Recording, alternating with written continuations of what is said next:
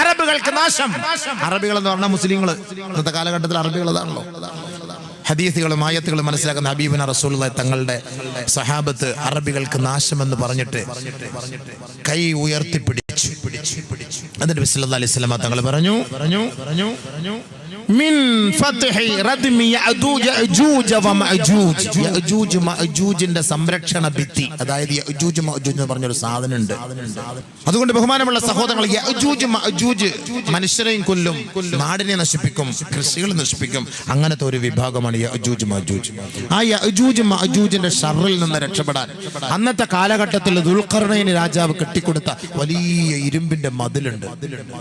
യഅജൂജ് മഅജൂജ് അതിനപ്പുറത്താണ്. ആ മതില് പൊളിച്ചിട്ട് ഒരു സമയത്ത് വരും. അത് ഖിയാമത്തിന്റെ അടയാളമാണ്. കുറേശ്ശെ ആ മതില് തകർത്തുകൊണ്ടിരിക്കുകയാണ് യഅജൂജ് മഅജൂജ്. അതിങ്ങനെ മാന്തി പറിച്ച് അങ്ങനെ ഇരിക്കുകയാണ്. ഇപ്പോഴും അങ്ങനെ തന്നെയാണ്. ഒരിക്കൽ നബി സല്ലല്ലാഹു അലൈഹി വസല്ലം തങ്ങൾ പറഞ്ഞു കൈ ഉയർത്തിപ്പിടിച്ചു.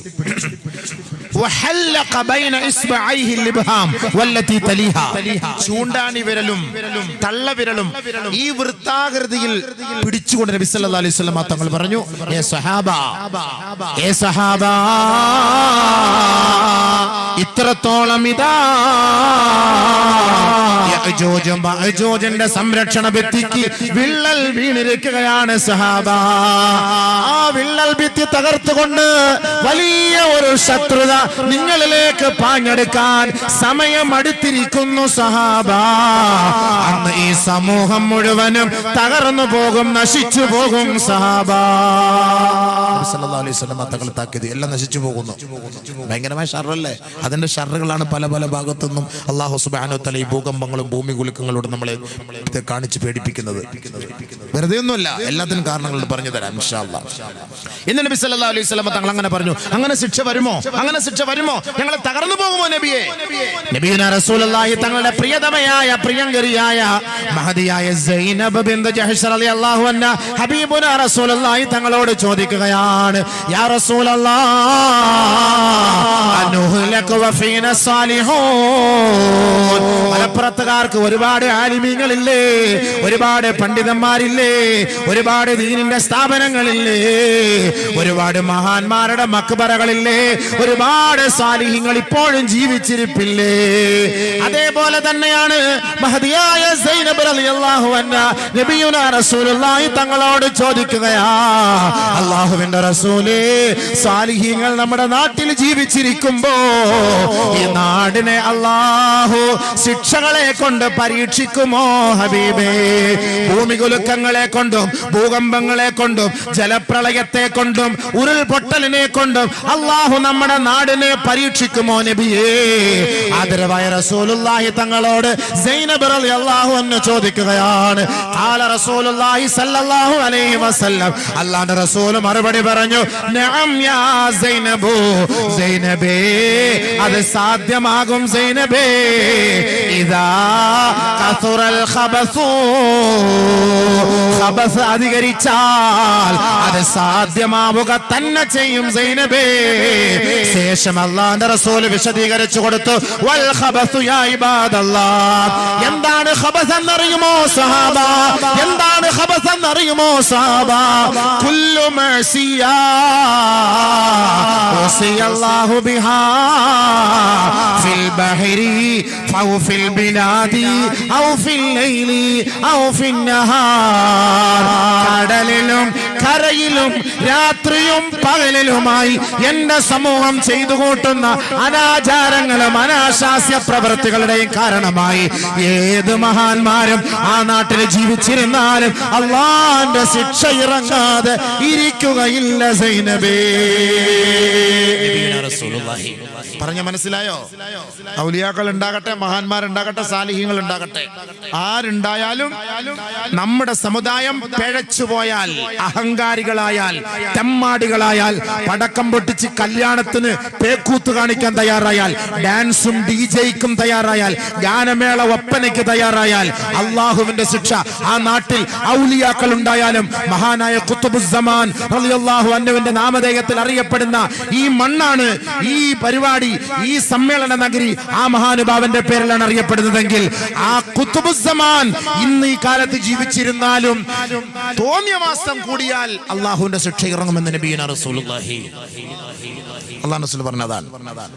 തോന്നിയ മാസം കൂടിയാൽ അള്ളാഹുവിന്റെ റസൂൽ പറഞ്ഞ വാക്ക് അവിടെ ശിക്ഷ ഇറങ്ങും. അതുകൊണ്ട് നമ്മുടെ നാട്ടിൽ ശിക്ഷ ഇറങ്ങൂല എന്ന് പേടിക്കണ്ട, ശിക്ഷ ഇറങ്ങൂല എന്ന് സന്തോഷിക്കണ്ട. ചിലപ്പോൾ ഇറങ്ങാൻ സാധ്യതയുണ്ട്. അള്ളാഹ് കാത്തിരക്ഷിക്കട്ടെ, അള്ളാഹ് കാത്തിരക്ഷിക്കട്ടെ.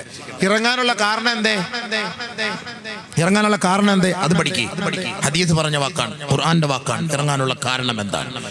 ഒരിക്കൽ നബിയുനാ റസൂലുള്ളാഹി സ്വല്ലല്ലാഹു അലൈഹി വസല്ലമ തങ്ങൾ പറയുകയാണ്, യബീതു ഖൗമുൻ മിൻ ഹാദിഹിൽ ഉമ്മ അലാ ശുർബിൻ വതുഅമിൻ വലഹ്വിൻ വലഅബിൻ. എന്റെ ഉമ്മത്തുകൾ, എന്റെ സമുദായം രാത്രി ഉറങ്ങാൻ കിടക്കുമ്പോൾ തിന്നും കുടിച്ചും കളിച്ചും രസിച്ചുമാണ് അവർ ഉറങ്ങുക. പോലെ ശ്രദ്ധിക്കണം. ഹദീസ് നബിയുനാ റസൂലുള്ളാഹി തങ്ങൾ പറഞ്ഞ വാക്കാണ്. രാത്രി നമ്മൾ ഉറങ്ങുമ്പോൾ ഈ 4 മണി നമ്മൾ എടുക്കാറുണ്ട്. ഒന്ന് തിന്നുക, കുടിക്കുക. 12 മണിയായാലും 1 മണിയായാലും അൽഫഹമും ഷവായയും ഷവർമയും തീരൂല. തിന്നോ, തീർക്കോ. 12 മണിക്കും 1 മണിക്കും കബ്സ, മട്ടൻ കബ്സ, ചിക്കൻ കബ്സ, ഇത് തിന്നിട്ട് ഇങ്ങനെ മട്ടനും കുട്ടനും തിന്ന് 12, 11, 1 മണി 2 മണി വരെ കടകൾ നോക്കിയാൽ തീറ്റിയോടെ തീറ്റിയാണ്. ചെറുപ്പക്കാർ, പിള്ളേരെല്ലാം, കുട്ടികളൊക്കെ പോയിരുന്ന് തിന്നുന്നത് കാണാം രാത്രി 12 മണിക്ക്. എന്നിട്ട് നബി സല്ലല്ലാഹു അലൈഹി വസല്ലം തങ്ങൾ പറഞ്ഞു, അലാ ലഹുവിൻ വലഅബിൻ, കളിയിലും ചിരിയിലുമാണ് അവർ ഉറങ്ങുക. അല്ലേ? ഫുട്ബോൾ കളി, ക്രിക്കറ്റ് കളി, വാട്സപ്പ് കളി, ഫേസ്ബുക്ക് കളി, അല്ലാത്ത കളി. ഈ കളിയല്ല രാത്രി 3 മണി വരെ, 4 മണി വരെ. ലാസ്റ്റ് സീൻ നോക്ക്, 12:50, 1:50, 2:50, 2:11, 3:11. ലാസ്റ്റ് സീൻ നോക്ക്, പരിശോധിച്ച് നോക്ക്. രാത്രി ഉറങ്ങുന്നത് നബി തങ്ങൾ പറഞ്ഞ വാക്കാണ്. രാത്രി ഒരു മനുഷ്യൻ ഉറങ്ങുന്നത് കളിയിലും ചിരിയിലും തീറ്റിയിലും കുളിയിലാണ്. നേരം വെളുക്കുമ്പോ അത് മുസിഹോ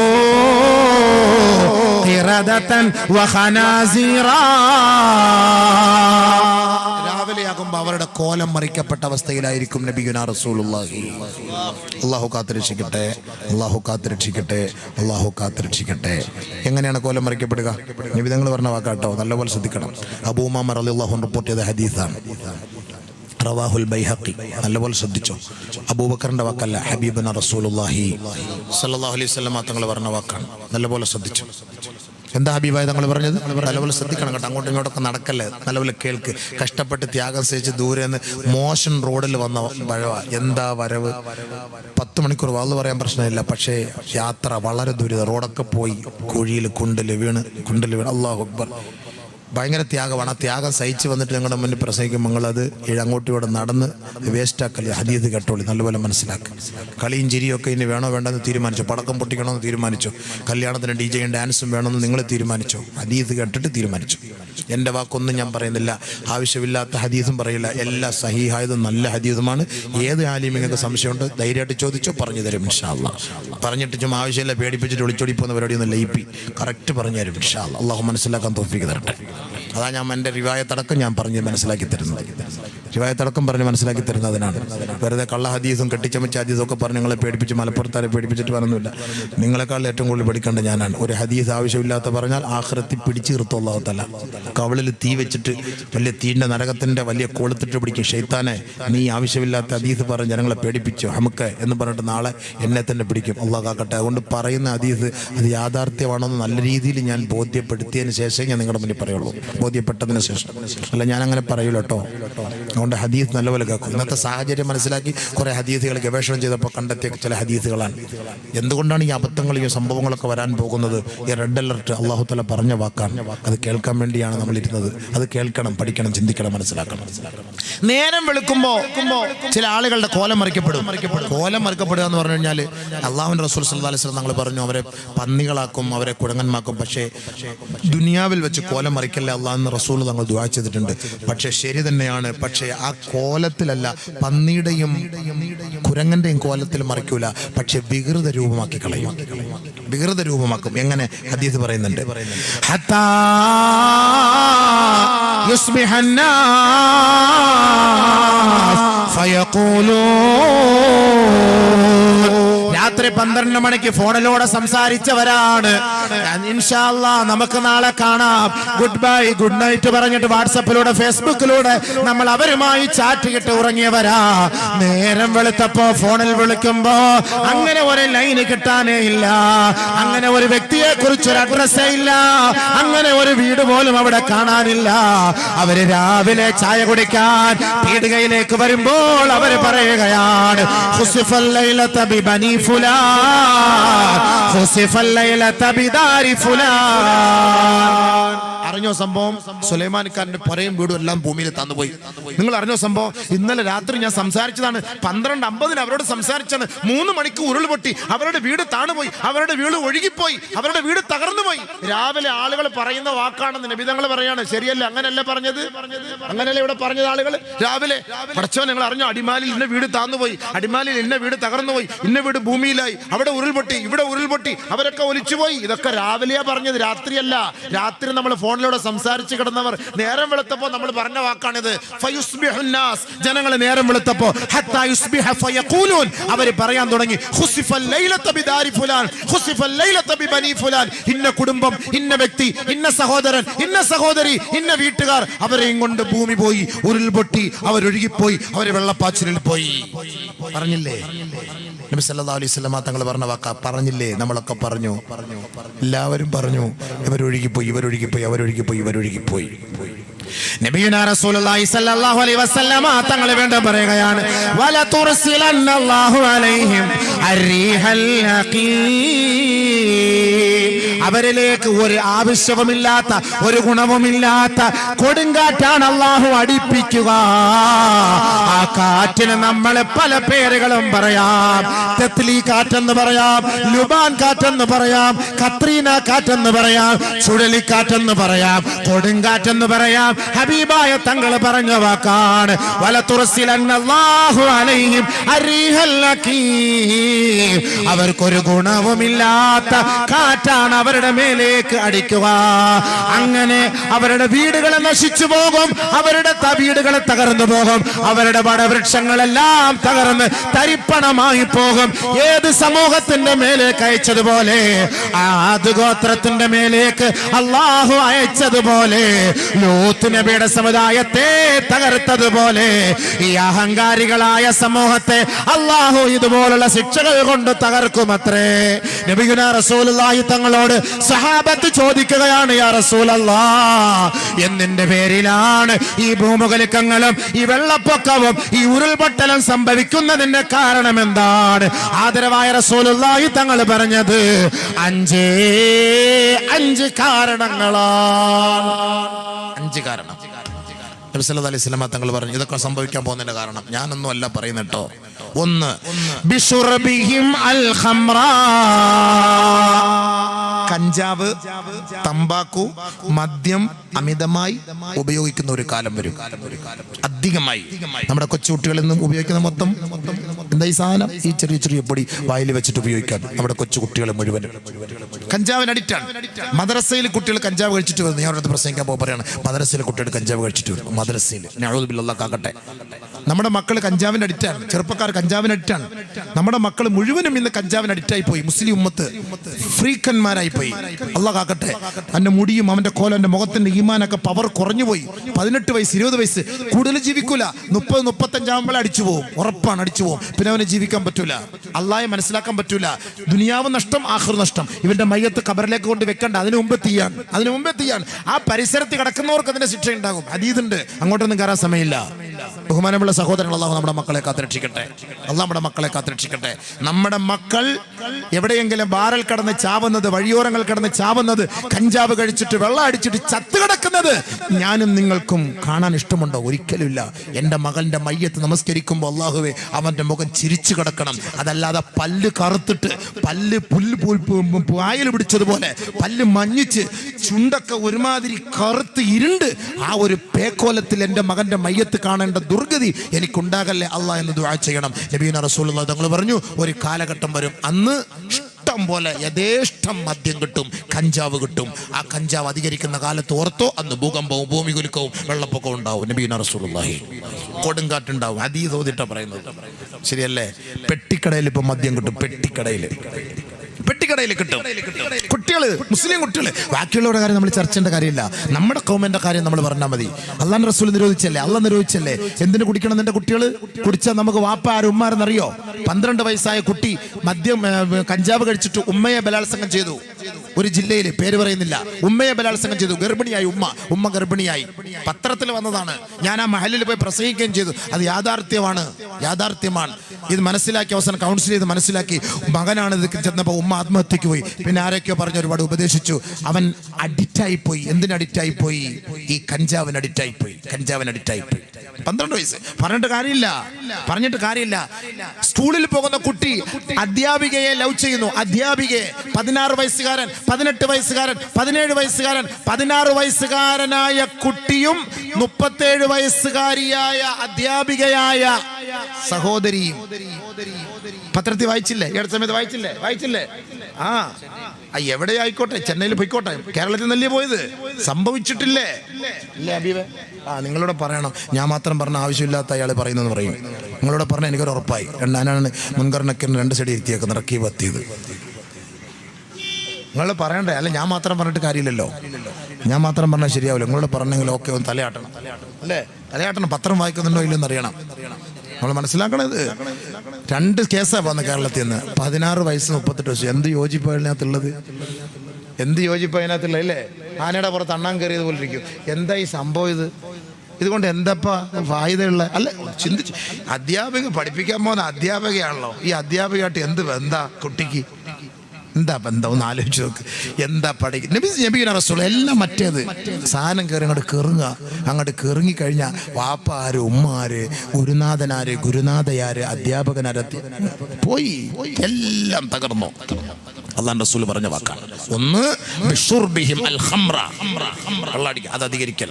വേറെ ഹദീസ് കേട്ടോ, വേറെ ഹദീസ് പറഞ്ഞുതരാം. ഒരു ഹദീസ് വരുമ്പോൾ അടുത്ത ഹദീസ് ഓർമ്മ വരും. അപ്പോൾ നമുക്ക് പെട്ടെന്ന് അതിലേക്ക് കടക്കാൻ പറ്റും, മനസ്സിലാക്കാൻ പറ്റും. അനസ് റളിയല്ലാഹു തആല അൻഹും സഹാബാക്കളും ആയിഷ ബീവിയുടെ അരികിലേക്ക് കടന്നു വരികയാണ്. മഹദിയായ ആയിഷ ബീവിയോട് ചോദിക്കുകയാ, യാ ഉമ്മൽ മുഅ്മിനീൻ ഹദ്ദിസിനി അനി സൽസല.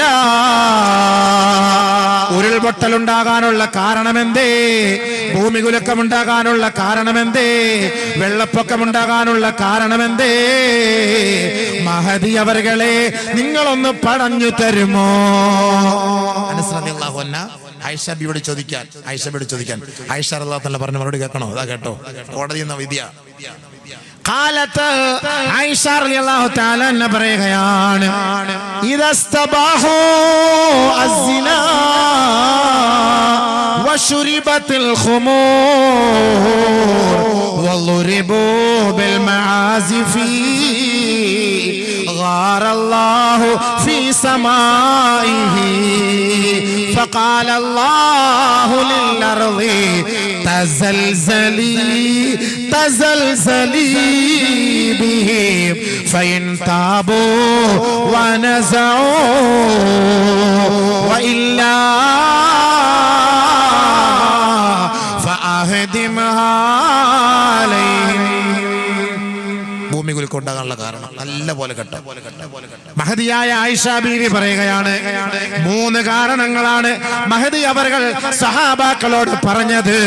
ഒന്ന്, ഇദസ്തബാഹു അസ്സിനാ, വിവാഹേതര ബന്ധം അനുവദിക്കപ്പെടുന്ന ഒരു കാലം വന്നോ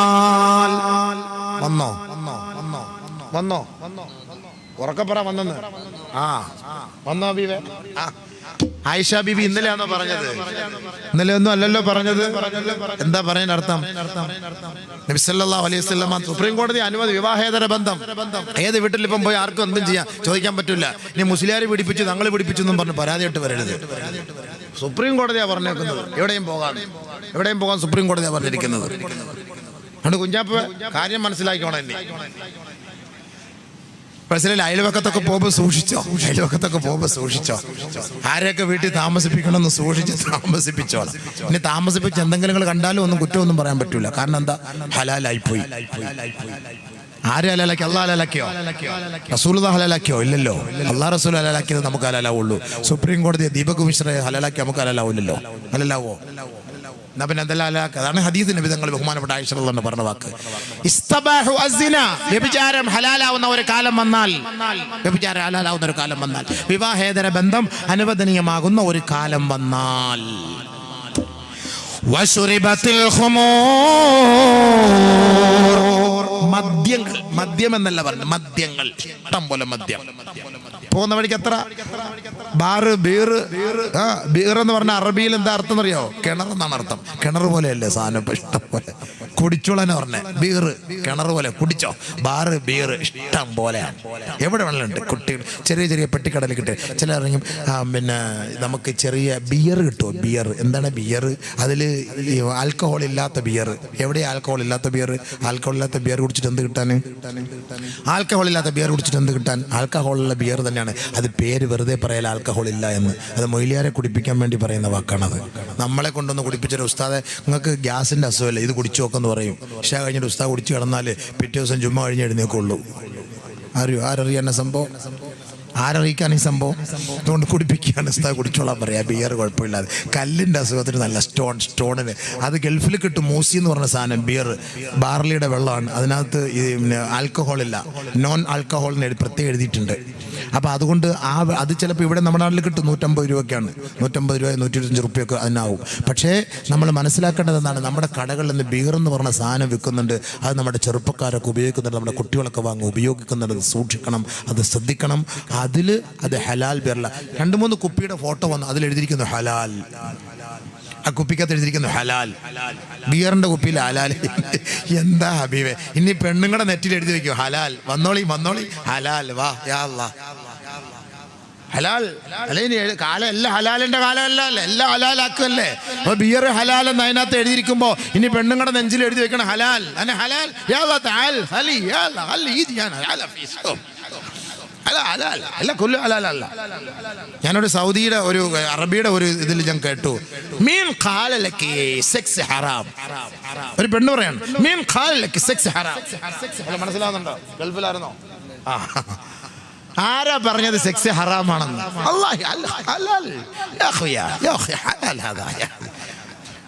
ഒടുക്കത്തെ ഹലാൽ. അവളെ വലിച്ചു കീറേണ്ട സമയം കഴിഞ്ഞില്ലേ? അപ്പൊ ഈ ഹലാൽ എന്നുള്ള ഈ വാക്കൊക്കെ വെച്ചിട്ടായിരിക്കും ഗൾഫിലൊക്കെ പോകുമ്പോൾ ഇത്തിരി ഹലാലെന്ന് പറഞ്ഞ് തോണ്ടാൻ പോണത്. എനിക്ക് തോന്നുന്നതാണ് ഈ ഹലാലിന്റെ പത്വം വെച്ചിട്ടായിരിക്കും. ചെയ്യുന്ന അമൽ അള്ളാന്റെ പൊരുത്തത്തിന് വേണ്ടി, അള്ളാന്റെ തൃപ്തിക്ക് വേണ്ടിയാണ്. അതാണ് നമ്മൾ കൈകെട്ടിട്ട് വജ്ജഹത്വം എന്താ പറയാ? ഇന്നി വജ്ജഹതു വജ്ഹിയ ലില്ലദീ ഫതറ അസ്സമാവാതി വൽ അർള ഹനീഫൻ മുസ്ലിമാ വമാ അന മിനൽ മുശ്രികീൻ. ഹനീഫ മുസ്ലിമ, ഋജുമാനസനായി ഞാൻ നിന്റെ മുന്നിൽ 24 ക്യാരറ്റ് മുസ്ലിമായിട്ട് ഞാൻ നിൽക്കുന്നു പടച്ചവനെ. അതിലൊരു കളങ്കമില്ല അല്ലാഹ്. ഇന്റഗ്രിറ്റി, സിൻസിയറിറ്റിയോടുകൂടി നിന്റെ മുന്നിൽ ഞാൻ നിൽക്കുന്നു അല്ലാഹ്. അതാണ് നമ്മൾ ഈ വജ്ജഹത്ത് ഓതുമ്പോൾ പറയുന്നത് എല്ലാം അല്ലാഹുലേക്ക്. ഇത് ആര് പറഞ്ഞതാ? ആര് പഠിപ്പിച്ചതാ? സയ്യിദുനാ ഇബ്രാഹിം നബി അലൈഹിസ്സലാത്തു വസ്സലാം. ഇബ്രാഹിം നബി അലൈഹിസ്സലാത്തു വസ്സലാം പഠിപ്പിച്ച ആ വാക്കാണ് ഇന്ന് നമ്മൾ അത് അനുവർത്തിച്ചു പോയിക്കൊണ്ടേയിരിക്കുന്നത്. അപ്പൊ നമ്മൾ ചെയ്യുന്ന അമൽ അള്ളാഹ്ക്ക് വേണ്ടിയിട്ടാണ്.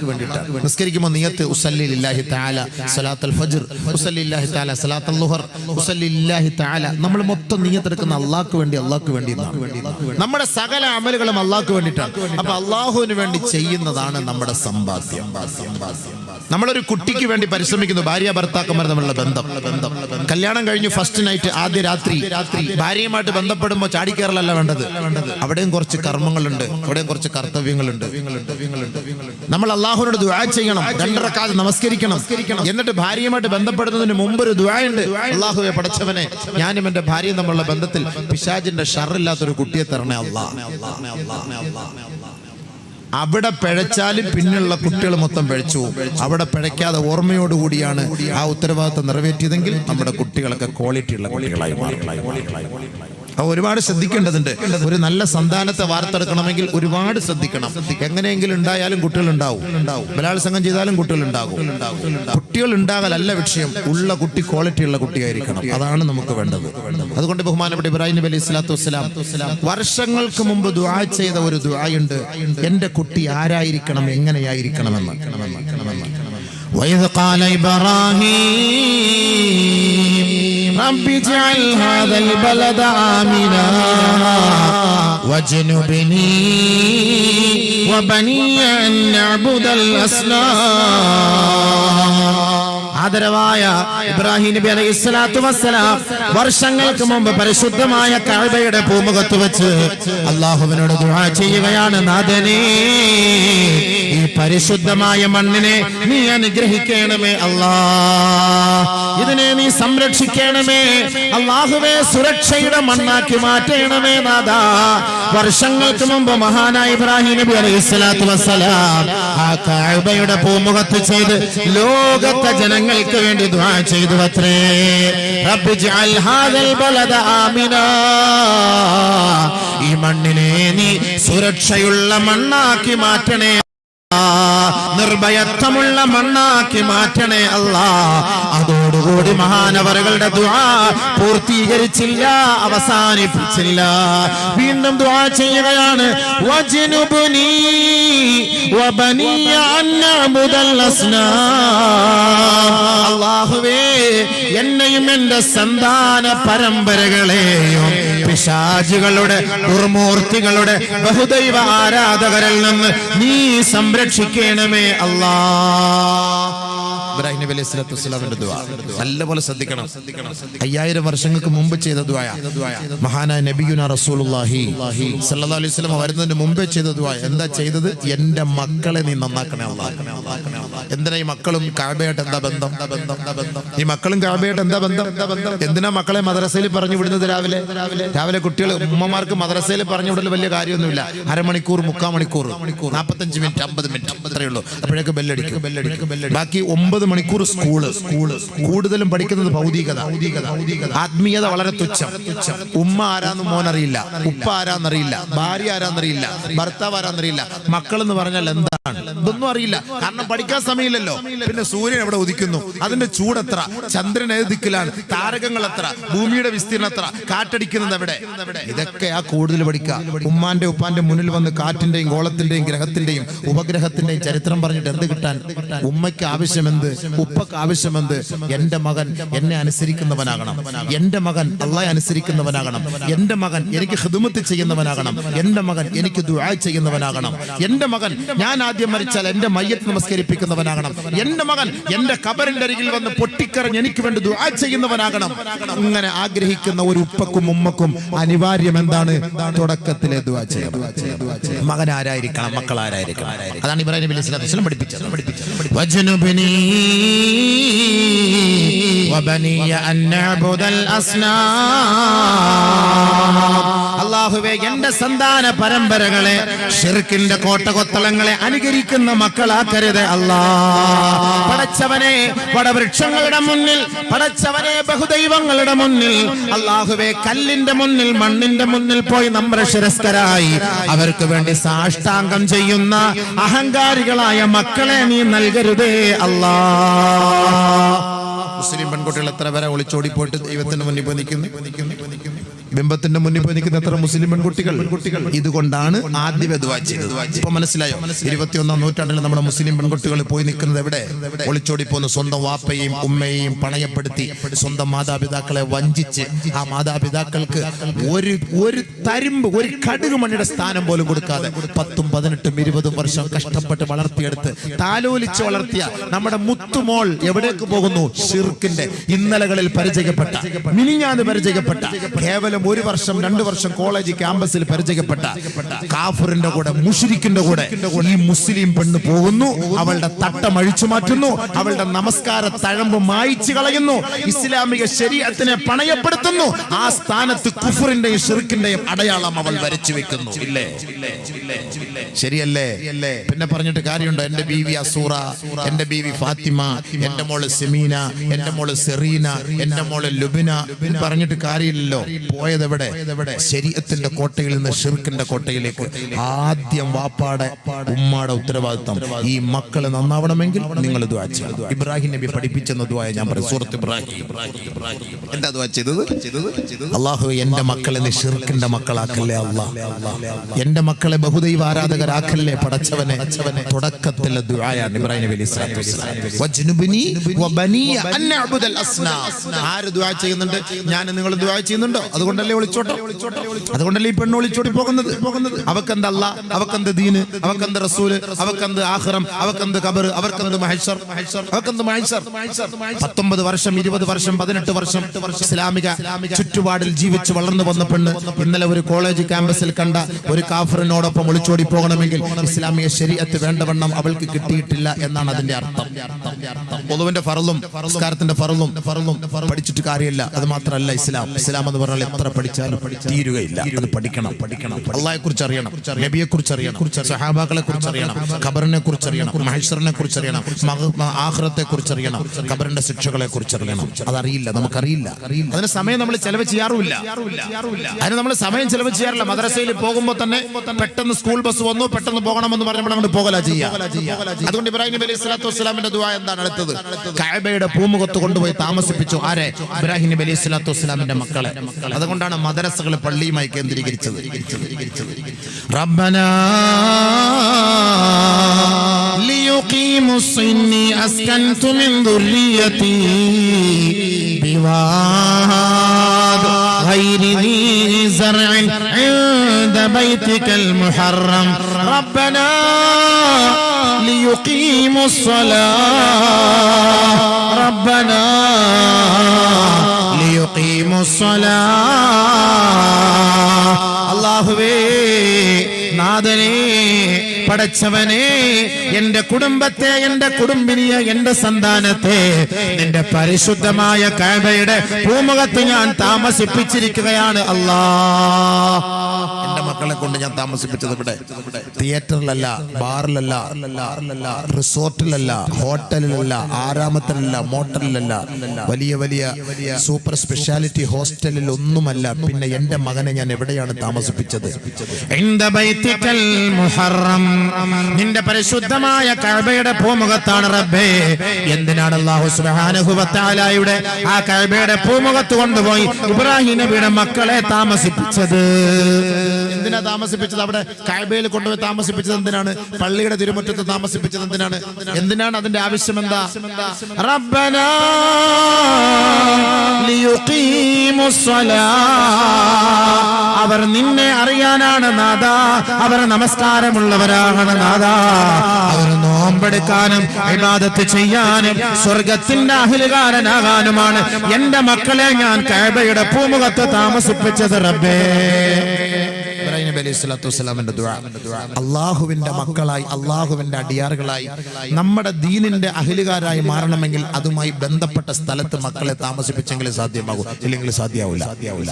കോളേജ് ക്യാമ്പസുകളിൽ, ഹോസ്റ്റലിലൊക്കെ നമ്മുടെ മക്കളെ, ഇന്നൊരു വാട്സപ്പിൽ വന്നു, മംഗലാപുരം ഹോസ്റ്റലിൽ, മംഗലാപുരത്ത് ഒരു സ്കൂളിൽ വലിയ പരിപാടി നടക്കുന്നു. അതിൽ പർദ്ദയിട്ട് നിഖാബിട്ടിട്ട് പെണ്ണുങ്ങളാടുന്നു. പർദ്ദയും നിഖാബും ഇട്ടിട്ട് പെണ്ണുങ്ങളാടുന്നു. കൂട്ടത്തിൽ അപ്പുറത്ത് ആണുങ്ങളും ആടുന്നു. പർദ്ദയും നിഖാബും. ബഹുമാനമുള്ള സഹോദരൻ, നമ്മൾ വിചാരിക്കും ഇതൊക്കെ ഫേക്ക് ന്യൂസ് ആണെന്ന്. എല്ലാം അങ്ങോട്ട് ഫേക്കായിട്ട് നമ്മൾ തള്ളിക്കളയണ്ട. മംഗലാപുരമായിട്ട് ഒരുപാട് ബന്ധം എനിക്കുണ്ട്. കർണാടകത്ത് ഒരുപാട് അടുത്ത് പ്രസംഗിക്കാൻ പോകുന്ന ആളാണ്. അവിടുത്തെ ആളുകൾ എനിക്ക് അപ്പോഴെപ്പോഴേ മെസ്സേജ് തരും, ഇത് യാഥാർത്ഥ്യമാണ്, ഇത് ശരിയാണ്. അവിടെയൊക്കെ ഓരോ വ്യക്തികളുണ്ട്, അപ്പോഴേ വിളിച്ചു പറയും യാഥാർത്ഥ്യമാണ്, ഇത് ശരിയാണ്. ഞാൻ നിങ്ങൾ നമ്മുടെ മക്കളെ പഠിപ്പിക്കുമ്പോൾ പുറകിൽ ആരെങ്കിലും പോകാറുണ്ടോ? എന്റെ മകൾ സ്കൂളിലേക്കാണ് പോകുന്നത്, എന്റെ മകൾ കോളേജിലേക്കാണ് പോകുന്നത്. ഞാനും മനസ്സിലാക്കുന്നില്ല, നിങ്ങൾ മനസ്സിലാക്കുന്നില്ല. രാവിലെ ഒരുക്കി മക്കളെ കയറ്റിവിടും. അവൾ പോകുന്നത് എവിടെയാണ്? വൈകിട്ട് 5 മണിക്ക് 6 മണിക്ക് തിരിച്ചു വരും. സ്കൂളിലൊന്ന് വിളിച്ചു നോക്കാറുണ്ടോ? വാപ്പ നിന്റെ ഉത്തരവാദിത്തം എന്ത്? ഉമ്മ നിങ്ങളുടെ ഉത്തരവാദിത്തം എന്ത്? രാത്രി കുട്ടികളെ ഒറ്റയ്ക്ക് ഒരു റൂമിലാക്കിയിട്ട് ഉമ്മയും വാപ്പയും കിടന്നുറങ്ങും. ആ കുട്ടി രാത്രി കിടക്കുമ്പോൾ ആ കുട്ടി ഉറങ്ങുന്നുണ്ടോ അതോ ചാറ്റിംഗ് ആണോ എന്ന് നിങ്ങൾ ശ്രദ്ധിച്ചിട്ടുണ്ടോ? രാത്രി ആരെങ്കിലും മുറി തുറന്ന് നോക്കാറുണ്ടോ? ആ കുട്ടിയുടെ ജനലിലൂടെ വെളിച്ചം കാണുന്നുണ്ടല്ലോ, എന്താ കാരണം? അന്വേഷിക്കാറുണ്ടോ? ആ കുട്ടിയുടെ ബാഗ് പരിശോധിക്കാറുണ്ടോ? ആ കുട്ടിയുടെ യൂണിഫോം പരിശോധിക്കാറുണ്ടോ? ആ കുട്ടിയുടെ മൊബൈൽ ഫോൺ പരിശോധിക്കാറുണ്ടോ? ഇല്ല. ഈ കുട്ടികളെ പിഴച്ചു പോകാൻ പൂർണ്ണ ഉത്തരവാദിത്വം ഈ വാപ്പയും ഈ ഉമ്മയും തന്നെയാണ്. അതിൽ യാതൊരു സംശയവുമില്ല. ഒരു നാട്ടിലെ പ്രമാണിയെക്കാളും ഒരു ഉസ്താദിനേക്കാളും ഏറ്റവും കൂടുതൽ തന്റെ മക്കളോട് ബാധ്യതകളും തന്റെ മക്കളോട് ഉത്തരവാദിത്വം പുലർത്തേണ്ടത് മാതാപിതാക്കളാണ്. ഒരു മകളുടെ മുറിയിലേക്ക് കയറി ചെല്ലാനുള്ള പൂർണ്ണ സ്വാതന്ത്ര്യം ഒരു ഉപ്പാക്കുണ്ട്, ഒരു ഉമ്മാക്കുണ്ട്. അതേപോലെ അയൽപക്കത്തുള്ള ഒരു വ്യക്തിക്ക് കഴിയില്ല. ആ തന്റെ മദ്രസയിലുള്ള ഒരു ഉസ്താദിന് വന്ന ഒരു പെണ്ണിന്റെ മുറിയിലേക്ക് കയറാൻ കഴിയില്ല. നമ്മുടെ മകളുടെ മുറിയിലേക്ക് കയറാൻ പൂർണ്ണ സ്വാതന്ത്ര്യം വാപ്പാക്കും ഉമ്മാക്കുമാണ്. ഏത് സമയത്തും കയറാം. എന്നാൽ വാപ്പാന്റെ ഉമ്മാന്റെ മുറിയിൽ മക്കൾക്ക് കടക്കാമോ? അത് പറ്റൂല. അതിന് ചില നിബന്ധനകൾ ഇസ്ലാം പഠിപ്പിക്കുന്നുമുണ്ട്. അതുകൊണ്ട് ബഹുമാനമുള്ള സഹോദരങ്ങളെ, വാപ്പയും ഉമ്മയുമാണ് തന്റെ മക്കളെ പിഴച്ചു പോകാനുള്ള കാരണം എന്ന കാര്യത്തിൽ യാതൊരു സംശയവും വേണ്ട. അതിന് പാലിക്കേണ്ടതുപോലെ പാലിക്കാത്തത് കൊണ്ടാണ്. ഒരു മക്കൾ ജനിച്ചത് മുതൽ, ഒരു കുട്ടി ജനിച്ചത് മുതൽ ആ കുട്ടിക്ക് കൊടുക്കേണ്ട ബാധ്യതകൾ എന്തെന്ന് ഒരു വാപ്പയും ഒരു ഉമ്മയും മനസ്സിലാക്കിയിരിക്കണം. അതാണ് വേണ്ടത്. കുറെ ചടങ്ങുകൾ ഉണ്ടാക്കിയിട്ട് കാര്യമില്ല. ഇപ്പൊ കല്യാണം കഴിക്കുമ്പോൾ തന്നെ പൂത്തിരി, പടക്കം പൊട്ടിക്കൽ തന്നെ. ഈ പടക്കം എന്ന് പറഞ്ഞ സാധനം ആരുടെ സാധനമാണ്? മുസ്ലിങ്ങളുടെ സാധനമല്ല. അത് ഹിന്ദുക്കളുടെ ആചാരമാണ്, ക്രൈസ്തവരുടെ ആചാരമാണ്. നമുക്ക് എവിടെയാ റസൂലുള്ളാഹി തങ്ങൾ പടക്കം പൊട്ടിച്ച ചരിത്രം? സഹാബാക്കൾ പടക്കം പൊട്ടിച്ച ചരിത്രം, താബിഈങ്ങൾ, തബഅത് താബിഈങ്ങൾ, ഔലിയാക്കൾ, അല്ലാഹുവിന്റെ മഹാന്മാർ എവിടെയാണ് പടക്കം പൊട്ടിച്ച് ആഘോഷിച്ച ചരിത്രം? അവരുടെ ആഘോഷം എവിടെയാണ്? റബീഉൽ അവ്വലിലോ റമളാനിലോ 27-ാം രാവിലോ ബദ്രീങ്ങളുടെ രാവിലോ എവിടെയാണ് അവർ പടക്കം പൊട്ടിച്ചിട്ട് ആഘോഷിച്ചത്? എന്നാൽ എന്റെയും നിങ്ങളുടെയും ജീവിതത്തിലെ കല്യാണത്തിന്, എന്റെയും നിങ്ങളുടെ ജീവിതത്തിലെ വിവാഹ വെഡിങ് ആനിവേഴ്സറിക്ക് പടക്കം പൊട്ടിക്കലും എന്താ പൊട്ടിയിൽ പടച്ച റബ്ബേ? കല്യാണത്തിനൊക്കെ എന്താ കാണിക്കുന്ന പേക്കൂത്തുകൾ? എന്നിട്ട് ഇതല്ല ഇസ്ലാം, ഇതെല്ലാം മുസ്ലിം. ഇല്ലേ? വിടില്ല, അള്ളാഹു വിടില്ല. നിങ്ങൾ കരുതുന്നുണ്ട് ഈ ഭൂകമ്പം ഉണ്ടായത് എന്തുകൊണ്ടാണെന്ന്? ഏറ്റവും കൂടുതൽ ബാധിച്ചത് എവിടാ? കേരളത്തിൽ. ഏറ്റവും കൂടുതൽ ബാധിച്ചത് എവിടാ? കേരളത്തിൽ. എന്താ ബാധിച്ചത്? ഭൂമി കുലുങ്ങി, ജലപ്രവാഹം, ജലപ്രളയം ഉണ്ടായി, ഭൂകമ്പം ഉണ്ടായി, ഭൂമി വിഴുങ്ങി വീടുകൾ. അതേപോലെ തന്നെ ഉരുൾപൊട്ടൽ ഉണ്ടായി. ഇത് മുഴുവനും ഖുർആൻ പറഞ്ഞു. ഇത് മുഴുവനും ഖുർആനും പറഞ്ഞു, ഹദീസും പറഞ്ഞു. എന്തുകൊണ്ടാണ് നിങ്ങൾക്ക് അറിയോ? പരിശുദ്ധമായ ഖുർആൻ പറയുന്നത് കേട്ടോളി. അല്പസമയം ഒന്ന് കേൾക്കുന്നത് നല്ലതാണ്. ഇനിയും വരാൻ പോകുന്ന വലിയ വലിയ വിപത്തുകളൊക്കെ നമുക്ക് അതിജീവിക്കണമെങ്കിൽ ഈ പറയുന്നതിലൊന്ന് അല്പം ശ്രദ്ധ പാലിച്ചാൽ ഇൻഷാ അല്ലാഹ് നമുക്ക് രക്ഷപ്പെടാം. ഇല്ലെങ്കിൽ നമ്മൾ താമസിക്കുന്ന വീട് നമുക്ക് തന്നെ നാശമായിരിക്കും. പടച്ചവൻ കാത്തുരക്ഷിക്കട്ടെ. മലപ്പുറത്ത് പ്രശ്നമൊന്നും ഉണ്ടായില്ലേ? കുഞ്ഞാപ്പൂ നല്ല ആൾക്കാരാന്ന് തോന്നുന്നു മലപ്പുറത്ത് താമസിക്കുന്നത്. അതുകൊണ്ടായിരിക്കും കുഞ്ഞാപ്പൂ ഇല്ല എന്ന് പറയുന്നത്. മലപ്പുറത്ത്, കോഴിക്കോട്, എല്ലായിടത്തും അത് നിങ്ങൾ ധരിക്കുന്ന എന്താ? നമ്മൾ നല്ല ആൾക്കാരായത് കൊണ്ടാണ്, അതുകൊണ്ട് ഇവിടെ പ്രശ്നമൊന്നും ഇല്ല, അതുകൊണ്ട് പരിസരമൊക്കെ ഇങ്ങനെ തഴുകി തലോടിപ്പോയി. ശരി തന്നെയാണ്. ഒരു ഹദീസ് കേൾക്കുമ്പോൾ നമുക്ക് മനസ്സിലാവും ഇടിഞ്ഞുണ്ടാകുമോ വരുവോ ഇല്ലയോ എന്നുള്ള കാര്യം. ഒരിക്കൽ നബിയുനാ റസൂലുള്ളാഹി സ്വല്ലല്ലാഹു അലൈഹി വസല്ലമ തങ്ങൾ അറബികളോട് വിളിച്ചു പറയുന്ന ഒരു പ്രഭാഷണമുണ്ട്. വൈലുൽ ലിൽ അറബി വൈലുൽ ലിൽ അറബി മിൻ ശർരി അറബികളെ, ഏതാനും ദിവസങ്ങൾക്കുള്ളിൽ, ഏതാനും മാസങ്ങൾക്കുള്ളിൽ, ഏതാനും മണിക്കൂറുകൾക്കുള്ളിൽ നിങ്ങളെ ഒരാപത്തിതാ പിടികൂടാൻ പോവുകയാണ്. ആപത്ത് വരാൻ പോകുന്ന നബി സല്ലല്ലാഹു അലൈഹി വസല്ലം തങ്ങൾ സഹാബാക്കളോട് താക്കീത് ചെയ്യാൻ മുന്നറിയിപ്പ് നൽകുകയാണ്. നിമിതങ്ങളെല്ലാം പറയാത്ത ഒന്നും ഇവിടെ വന്നിട്ടില്ല കേട്ടോ. ഇന്നിവിടെ നടന്ന സംഭവം മുഴുവനും ഹദീസിന്റെ ഖുർആനിന്റെ വീക്ഷണത്തിൽ പരിശോധിച്ചാൽ കാണാം. ഇവിടുത്തെ വെള്ളപ്പൊക്കം, ഇവിടെ നടക്കാൻ പോകുന്നു, ഇനി വരാൻ എല്ലാം ഉണ്ട്. ഡാമിന് ഷട്ടർ മുക്കിയത് എല്ലാം ഖുർആനിലുണ്ട്. എന്റെ വിഷയം അതൊന്നും അല്ല. പക്ഷെ ഇന്നത്തെ സാഹചര്യം നമ്മൾ മനസ്സിലാക്കാൻ വേണ്ടി ഇത്രയും അള്ളാഹുവിന്റെ ശിക്ഷ വന്നിട്ടും നമ്മുടെ ജീവിതത്തിൽ ഒരു മാറ്റമില്ല. നമ്മളിപ്പോഴും അഹങ്കാരവും തമ്മാടിത്തരവുമാണ്. അതുകൊണ്ടാണ് പറയുന്നത് ഒരു ഹദീസ് കേൾക്കുന്നത് നല്ലതായിരിക്കും. റെഡ് അലർട്ട് എന്ന് പറഞ്ഞൊരു സാധനം അറിയാലോ? റെഡ് അലർട്ട് അല്ലേ? റെഡ് അലർട്ട് എന്ന് പറഞ്ഞ സാധനം ഇല്ല കുഞ്ഞാപ്പോ? കേട്ടിട്ടുണ്ടോ? റെഡ് അലർട്ട് എന്ന് പറഞ്ഞാൽ എന്താ? എന്തൊക്കെയോ സംഭവിക്കാൻ പോകുന്നു അല്ലേ? എന്തോ സംഭവിക്കാൻ പോകുന്നുണ്ട്. പുഴ നിറയാൻ പോകുന്നുണ്ട്, ഭൂമി കുലുങ്ങാൻ പോകുന്നുണ്ട്, ഡാം പൊട്ടാൻ സാധ്യതയുണ്ട്, ഡാമിന്റെ ഷട്ടർ ഉയർത്താൻ പോവുകയാണ്, വെള്ളപ്പൊക്കത്താൽ നിങ്ങൾ നശിച്ചു പോകും, കൃഷി നശിക്കും, മാനഹാനി സംഭവിക്കാം. അതുകൊണ്ട് നിങ്ങൾ എത്രയും വേഗം ഇവിടെ നിന്ന് ഒഴിഞ്ഞു മാറണം, നിങ്ങൾ സൂക്ഷിക്കണം എന്ന് റെഡ് അലർട്ട് സർക്കാരിന്റെ ഭാഗത്തു നിന്നുള്ള അനൗൺസ്മെന്റ് ഇങ്ങനെ ഭയങ്കരമായിട്ട് വന്നു കേരളത്തിൽ പല ഭാഗങ്ങളിലും. ഇപ്പൊ ഈ കഴിഞ്ഞ ഒരാഴ്ചക്ക് മുമ്പ് തന്നെ തൃശ്ശൂർ ജില്ലയിലും അവിടെ ഇവിടെയൊക്കെ റെഡ് അലർട്ട് പ്രഖ്യാപിച്ചു. അതൊക്കെ പിൻവലിക്കുകയും ചെയ്തു. എന്തുമാകട്ടെ, ഇത് ഇന്നലകളിൽ നമ്മുടെ സർക്കാർ പ്രഖ്യാപിച്ച റെഡ് അലർട്ടാണ്. എങ്കിൽ വർഷങ്ങൾക്ക് മുമ്പ് ഖുർആൻ റെഡ് അലർട്ട് പ്രഖ്യാപിച്ചു. നിങ്ങൾക്കറിയോ? ഖുർആനുമായിട്ട് ബന്ധമില്ലാത്തതുകൊണ്ടല്ലേ നമുക്ക് അറിയാത്തത്. വർഷങ്ങൾക്ക് മുമ്പേ ഖുർആൻ സൂറത്തുൽ ഹദീദ് റെഡ് അലർട്ട് പ്രഖ്യാപിച്ചു നമ്മളോട്. പക്ഷെ നമുക്കത് മറന്നുപോയി. ബിസ്മില്ലാഹിർ റഹ്മാനിർ റഹീം മാ അസാബ മിൻ മുസീബ ഫിൽ അർളി വലാ ഫീ അൻഫുസികും ഇല്ലാ ഫീ കിതാബ് മിൻ ഖബ്ലി അൻ നബ്റാഹാ ഇന്ന ദാലിക അലല്ലാഹി യസീർ ഇന്ന ദാലിക അലല്ലാഹി യസീർ. പരിശുദ്ധമായ ഖുർആനിന്റെ റെഡ് അലർട്ടാണ്, പരിശുദ്ധമായ ഖുർആനിന്റെ പ്രഖ്യാപനമാ. ആ പരിശുദ്ധ ഖുർആൻ ഓർക്കണേ, പഠിക്കണേ, ചിന്തിക്കണേ. അല്ലാഹുവിന്റെ വചനങ്ങളാണ്. മാ അസാബ മിൻ മുസീബത്തിൽ ഫിൽ അർള്. ദാസന്മാരെ, ദാസികളെ, ഭൂമിയിൽ നിങ്ങൾ അനുഭവിക്കാൻ പോകുന്ന ദുരന്തങ്ങളെ കുറിച്ച്, ശാരീരികമായി മാനസികമായി നിങ്ങൾ അനുഭവിക്കാൻ പോകുന്ന വേദനകളെ കുറിച്ച് ഇല്ലാ ഫീ കിതാബിൻ മിൻ ഖബ്ലി അൻ നബ്റാഹാ, നേരത്തെ തന്നെ കാലേ കൂട്ടി അല്ലാഹു സുബ്ഹാനഹു വ തആല പരിശുദ്ധമായ ഖുർആനിൽ ഇതാ റെഡ് അലർട്ട് പ്രഖ്യാപിച്ചിരിക്കുകയാണ്. ഭൂമിയിലുള്ളപ്പോ ഉണ്ടാകും. നിങ്ങളുടെ വീട് ഭൂമിയിലേക്ക് താഴ്ന്നു പോകും. നിങ്ങളുടെ മേലേക്ക് മല ഇടിഞ്ഞു വീഴും. നിങ്ങളെ വെള്ളം മുക്കി കൊന്നുകളയും. നിങ്ങൾ പട്ടിണിയിലാകും. അല്ലാഹു തആല ഖുർആനിൽ പറഞ്ഞ കാര്യമാണ്. എന്തിന് നമുക്ക് നഷ്ടം സംഭവിക്കാതിരിക്കാൻ, സംഭവിച്ചതിൽ ഖേദിക്കാതിരിക്കാൻ, അമിതമായി ആഹ്ലാദിക്കാതിരിക്കാൻ അല്ലാഹു നേരത്തെ ഒരു റെഡ് അലർട്ട് നമുക്ക് പ്രഖ്യാപിക്കാൻ.